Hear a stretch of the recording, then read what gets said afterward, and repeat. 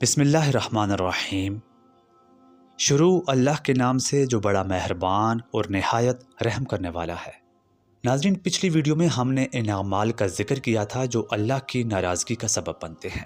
آج ہم اس کا روشن پہلو دیکھیں گے۔ اسلام نے عورت کو جو عزت دی ہے وہ بے مثال ہے۔ قرآن اور حدیث میں ایسی خواتین کی بہت تعریف کی گئی ہے جو نیکی کے راستے پر چلتی ہیں۔ آج ہم ان 10 صفات والی عورتوں کا ذکر کریں گے جن کو نیکوکار کہا گیا ہے۔ ویڈیو شروع کرنے سے پہلے آپ سے گزارش ہے کہ ویڈیو کے اینڈ تک ہمارے ساتھ رہیں، اور اگر آپ کو یہ ویڈیو پسند آئے تو لائک کر کے چینل کو سبسکرائب کر دیں۔ چلیے ویڈیو کا آغاز کرتے ہیں۔ نمبر 1، نماز کی پابند عورت۔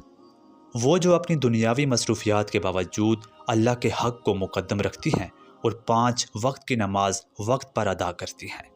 نمبر 2، حیادار عورت۔ حیا ایمان کا حصہ ہے۔ وہ عورت جو اپنے لباس، گفتگو اور نظروں میں حیا برقرار رکھتی ہیں اللہ کی پسندیدہ ہے۔ نمبر 3، قرآن کی تلاوت کرنے والی۔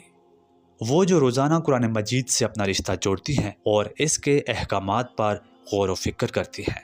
نمبر 4، شوہر کی فرمانبردار عورت۔ حدیث مبارکہ کے مطابق جو عورت اس حال میں مرے کہ اس کا شوہر اس سے راضی ہو وہ جنت میں داخل ہوگی۔ نمبر 5، بچوں کی بہترین تربیت کرنے والی عورت۔ وہ ماں جو اپنی اولاد کو دین اسلام کے سانچے میں ڈالتی ہے اور ان کو بہترین انسان بناتی ہے۔ نمبر 6، صابر اور شکر گزار عورت۔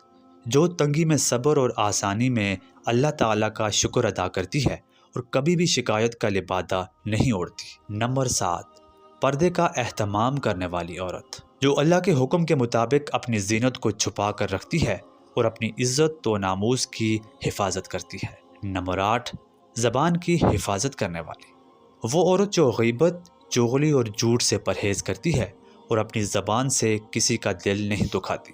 نمبر 9، سخی اور ہمدرد عورت۔ وہ عورت جو اللہ کی دی ہوئی نعمتوں سے غریبوں اور ضرورت مندوں کی مدد کرتی ہے۔ نمبر 10، توبہ کرنے والی عورت۔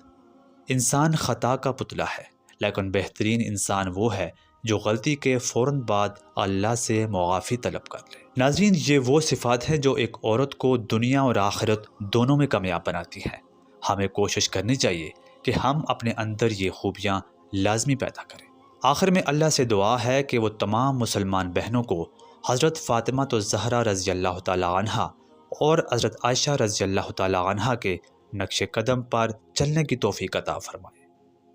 آج کی ویڈیو میں اتنا ہی۔ ملتے ہیں آپ سے اگلی ویڈیو میں کسی نئے موضوع کے ساتھ۔ تب تک کے لیے اللہ حافظ۔